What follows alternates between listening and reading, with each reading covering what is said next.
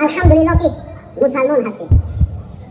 هر کسی که این همگاهان را مقصد در راستی هر کسی که روا می‌بیند برادرای عزیز در نسبت آنها ما باید هیچ وقت گمانی نیک نداشته باشیم. خود شما اگر در اینترنت ها نگاه کنید ابو بسیاره، ابو مریم، ابو صهیب، ابو مثال یک بدبخت دیگر برای ابو محمد مدنی. ما اول نمیدونستم، من فکر میکنم این جزئیه برای تاجیکی اصول کردن نمیتونیم. این بعد میفهم که از همین عشق بوده است، از تاجیکی خودمان بوده است که امروز در تاجیکستان ما یگان نفر برادرای عزیز از روی عقیده این آدم مسلمان وجود نداره. اگر گوش کرده باشه کسی گوش کرده است و کس میدونه. دعوت ما بسوی ترک شرک و تحقیق توحید، دعوت ما بسوی کفر بالطاغوت و موالات مسلمین و اعلان براءت از کفار و مشرکین، تطبیق حکم الله، ترک حکم غیر الله، شرک و کفر خواندن قانونی که بجز الله برآورده اند و ترک محکمه های غیر شرعی کفری طاغوتی. چقدر تلبیس دارند، حق و باطل را آمیخته میکنند، چقدر منهج های بد را آشکار میکنند، چقدر خباثت خود را آشکار میکنند. همه شما مشاهده کردید، زیرا که هزارها نفر اونها را دید و در یوتیوب وجود دارد. فقط من یک چیز را میخوام به شما، یک نقطه را برسانم که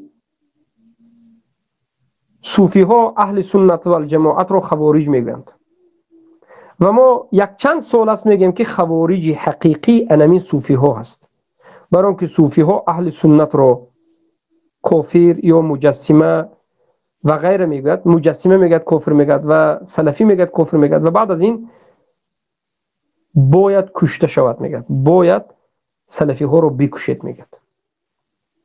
اول خوارج میگوید، مجسمه میگوید، بعد از این کشتنش حلال میگوید. و عیناً همین چیزها از دهان خود اونها به ویدیوهایشان شما مشاهده کردید که حاجی میرزا برآمد، اهل سنت و الجماعتی که الله سبحانه و تعالی را در بالای عرش میدانند، الله را اثبات میکنند که به ذاتش در بالای عرش است، اینها را مجسمه گفت، اینها را متشدد گفت، اینها را خوارج گفت. اهل سنتی که شرک را شرک میگویند، طاغوت پرستی را طاغوت پرستی میگویند، دعوت به سوی توحید میکنند، اینها را خوارج گفت. زیرا که در نزد این علماء طاغوت توحید این خوارجی است، موحد شدن این خوارجی است، کفر به طاغوت بگوید این خوارجی است، قرآن و سنت بگوید خوارج شده شما. این جهلا خوارج نمیشناسند، خوارجی حقیقی را نشناختند. دعوت پیامبر را که اصلی دعوت پیامبر این توحید است، وقتی که ما دعوت میکنیم همین را خوارجی میگد، منهج پیامبر را خوارجی میگد، قرآن و سنت را خوارجی میگد. و بعد از این میگد که خوارج ها را بکشید، هر جایی که بینید بکشید میگد.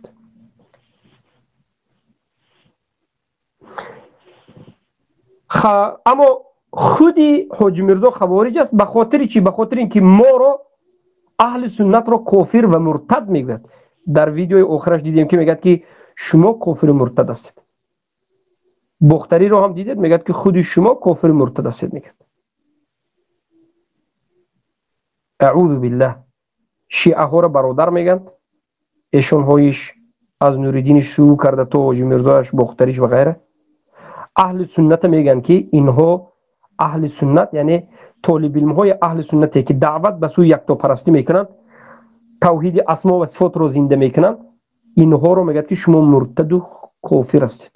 خود شما میگن، یعنی اهل سنت کافر و خوارج میگن، کافر میگن، مرتد میگن. و بعد از این میگن که اینها را بکشید میگن.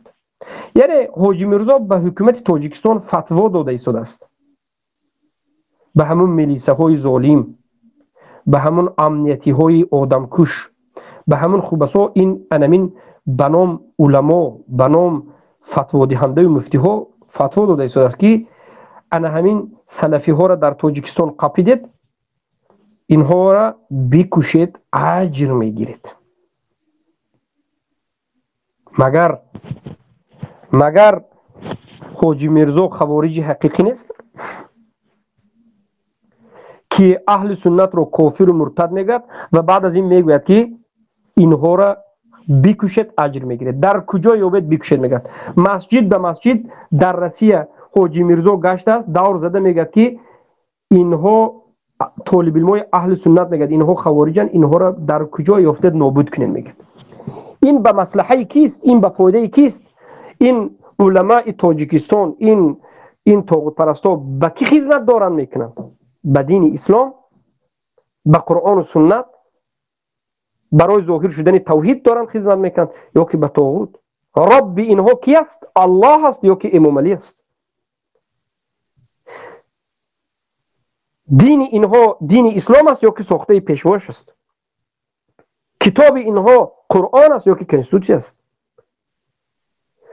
سنت در نزد اینها سنت رسول الله با فهم سلف این امت است یا که سنت دین در نزد اینها هر چیزی که خودشون میگویند به هوای هوس خودشون به ساخت طاغوتشون است؟ عیناً همینچنین هستند. اینها دین عوض کردند. اما افسوس که مردم به فریب اینها داخل شدند، افسوس که مردم حقیقت اینها رو نشناختند. لیکن الحمدلله امروز این ایشان ها، این حاجی ها، این بختری ها و مولوی ها به زبان خودش، به شکل خودش، به ویدیوی خودش هم جاهل بودن خودش رو میفهماند، هم خائن بودن خودش رو میفهماند، هم بیدین بودن خودش رو میفهماند، هم انا همون فتوا دهنده بودن خود رو، آدم کش بودن خود رو میفهماند. انا همچنین ملاهای جاهل بودند که در سال 1990 فتوا دادند. 1990 91 92 وقتی که جنگ شروع شد در تاجیکستان، در همینجا انا همچنین ملاهای جاهل بودند که فتوا میدادند فلان طایفه رو به بیخش بکشید، زنهایش بگیرید، تجاوز بکنید، گویم فتوا میدادند.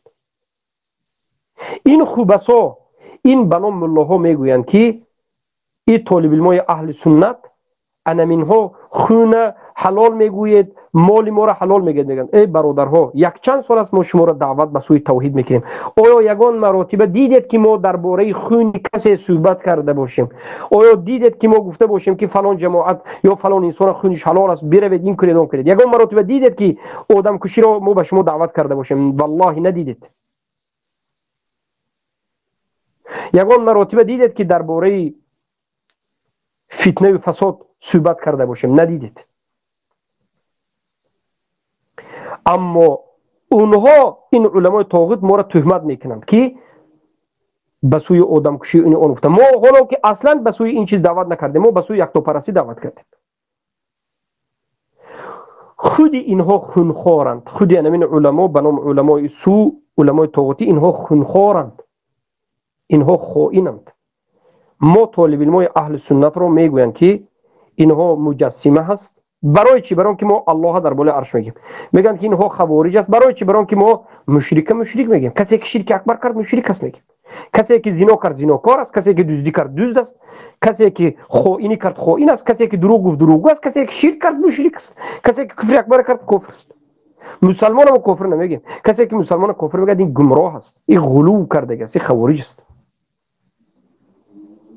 اما در نزد این علمای طاغوت پرست شرک اسلام است، مشرک مسلمان است. برای همین آمدن ما را خوارج گفتند و بعد از این ما را گفتند که اینها مرتد است و کافر است. به خاطر چی ما را مرتد و کافر گفت حاجی میرزا؟ کنی حجت تو ای جاهل کلغفس طاغوت پرست، کنی حجت تو که ما کافر مرتد است؟ حجت ندارد. دلیل از قرآن و سنت دین ندارد. دلیلش پیشواش است، دلیلش شکم دم خودش است، دلیلش دو همون روی بولدک خودش است، دو روی گامبورگر خودش است. هیچ چیز دیگر دلیلش هم شکمش است. بعد از این میآید میگوید که اینها را بکشید. میگه بکشید. این فتوا را به کی داده شده است؟ این فتوا را به همون حکومت تاجیکستان، به حکومت روسیه، به حکومت روسیه گفته است که هر کسی که اهل سنت است بکشید. انا کنون فهمیدید حقیقت صوفی رو، که صوفی ها از رافضه هیچ کمی ندارند. اینها مسلمان کشند. چقدر علمای اهل سنت اینها کشتند، چقدر علمای اهل سنت رافضه کشت، چقدر علمای اهل سنت صوفی ها کشت. یکی از فرزندهای محمد ابن عبدالوهاب را، نبیرهشون را، سلیمان ابن عبدالله را، سلیمان نبیره محمد ابن عبدالوهاب، پسر عبدالله پسر محمد ابن عبدالوهاب را، صاحب کتاب تیسیر العزیز و فتح المجید شرح کتاب التوحید، صاحب کتاب فتح المجید شرح کتاب التوحید، در سن 33 سالگیشون صوفی ها دستگیر کردند. آیا میدونید که چگونه این جوان را به قتل رسانیدند؟ به منجنیق نشانیدند، به منجنیق شنانیدند، منجنیق را به سوی سنگ پرانیدند. چخیلی که ابراهیم را به منجنیق شنانیدند و به درون علاب پرتاب کردند، صوفی ها سلیمان ابن عبدالله علامه اهل سنت شیخ الاسلام را رحمه الله را که سن 33 ساله بودند به منجنیق شنانیدند، به سنگ زدند، پاره پاره شدند. به سنگ وقتی که رفته میزنید به سرعت بلند شکمشون، سرشون، تمام جسمشون، کف جسمشون پاره پاره شد. به خاطر چی؟ به خاطر توحید، به خاطر این کتابشون، کتابی که نوشته بودند تیسیر العزیز الحمید شرح کتاب التوحید. و یکی از امام ها را که به حکم الله رسول حکم کرد کریست زدند، یک تخته رو به مانند کریست زدند، به دست و پای این حاکم مسلمانی که موحد بود میخ زدند، در درون ترکیه کوچه به کوچه میگردانیدند که ببینید ما سلفی را چیکار کردیم. گفته میدونید این چند صد سال پیش است صوفیان کار کردن، در ترکیه استانبول میگردانیدند ما سلفی را گرفتیم. گفته الله المستعان. بغض اینها ناامنی میکنند، این آن نیست. صوفی مشکلشون در این است که حقیقت چهره واقعی آنها که مشرک هستند، طاغوت پرست هستند، خائن هستند، دروغگو هستند، به واسطه ما آشکار شده است. برای همین آنها ما رو بد میبینند. آنها دروغ میگویند، ما طالب علمان اهل سنت میگیم که مردم آخرین دروغ گفته است. اژدها یک دندانش 11 کیلومتر بوده است و این دندانش این و آن، یکش میخیزد کینوی هندیست که فیلم هندیست که نقل میکند، دیگرش می آید مذهب ابو حنیفه رو، مثلا ایشون نوریدین مذهب ابو حنیفه رو انکار کرده، میگوید که ابو حنیفه پدر و مادر پیامبر رو کافر گفتند، ملا علی قاری کافر گفتند، شاگردای ابو حنیفه پدر و مادر پیامبر رو کافر گفتند، همه مشرکا رو مشرک گفتند. لیکن ما میگد سخن ابو حنیفه رو به یک طرف میپرتویم، ابو حنیفه درست نیست میگد، سخن اشعری درست است میگد. همه مشرکایی که در زمان پیامبر قریشی ها بودن میگد همیش مسلمان بود میگد. ما چخیلی نور مسلمان بگیم؟ سبحان الله. اینها دین کتی بازی کردن. شیعه را برادری ما میگد. میگد که در اسلام 4 مذهب نیست 5 مذهب است میگد. مذهب پنجم مذهب جعفریه میگد. برادران شیعه ما است میگد.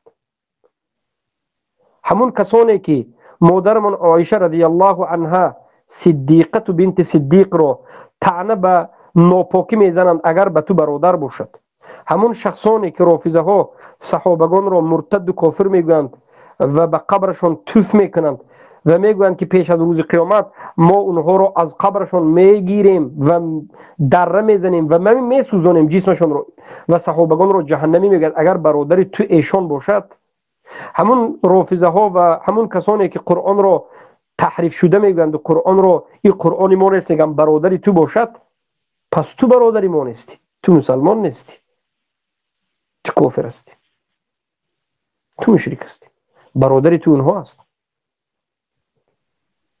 حتی همین شاعرهایی که شما می شاعرها را دوست می‌دارید، در یکی از دفترهای در یکی از ادبیات کلاسیکی تاجیک یکی از در وقتی مکتب میانه خوندن یک شعر بود، اگر میگه دوستی من با دشمنی من بسیار نشست، با دوست نبایدم دیگر بار نشست. گفتن شعری هست.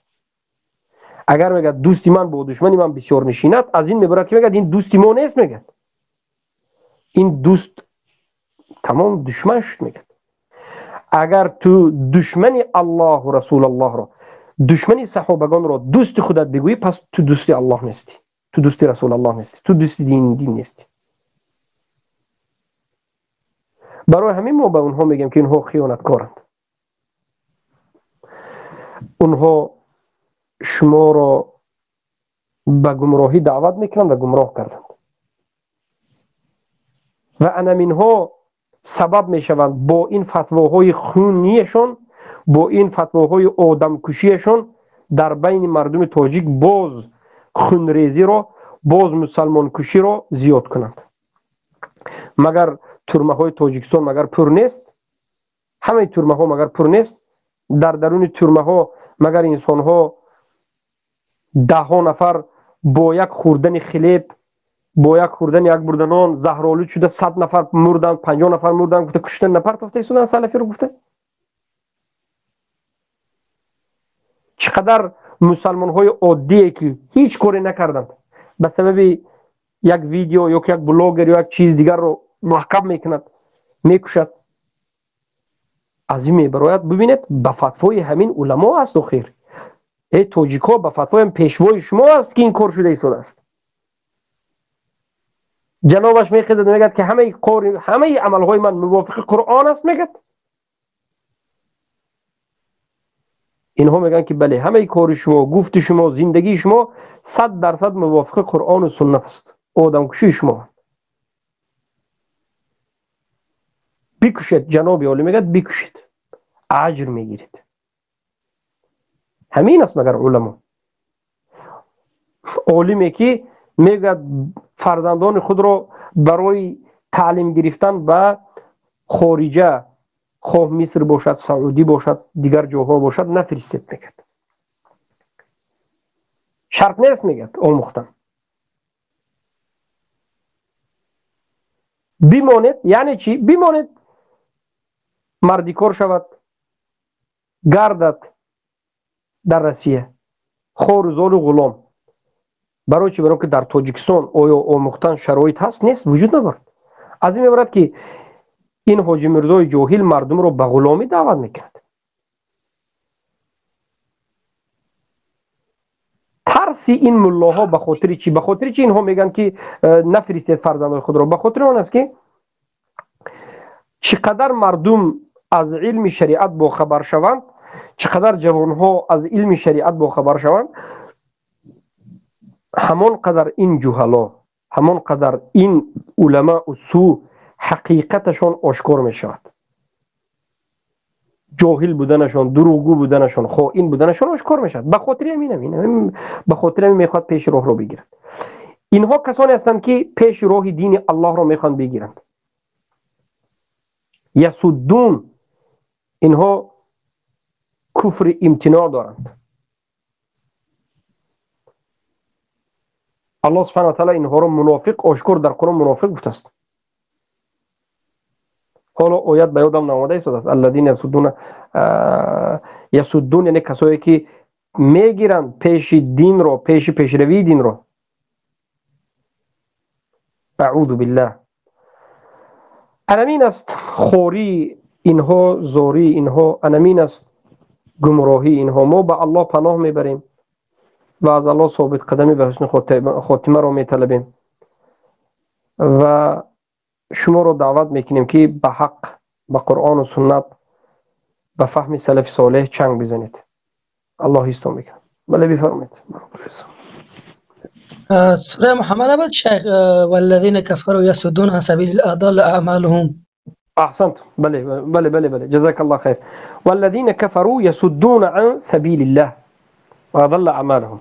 اونهایی که کافر شدن از دین الله میدارند، از راه الله میدارند. اینجا راه الله خیلی گوناگون راه است. از پیش ظاهر شوی توحید، از پیش ظاهر شوی توحید میدارند. یک، یعنی نمیمانند که توحید ظاهر شود، پیش راهش گرفته میسند. ای مردم میگند این گوش نکنید، این گمراهی است و غیره. یک طریقه. دوم طریقه، آموزش توحید را، تعلیم گرفتن دین را اجازه نمیدهند. به هر نمود راه نمیخواند که مردم بیاموزد حق را. این کفر است. والذین کفروا یصدون عن سبیل الله، آنهایی که کافر شدند و کافر هستند از راه دین الله، از ظاهر شوی دین الله مردم می‌دارند، مسدود میکنند و به سبب این کارشون همه عملهایشون باطل میشود. سبحان الله. جزاك الله خير برادر عزیزم، فهم عقیده، حفظك الله. جزاك واجزانا.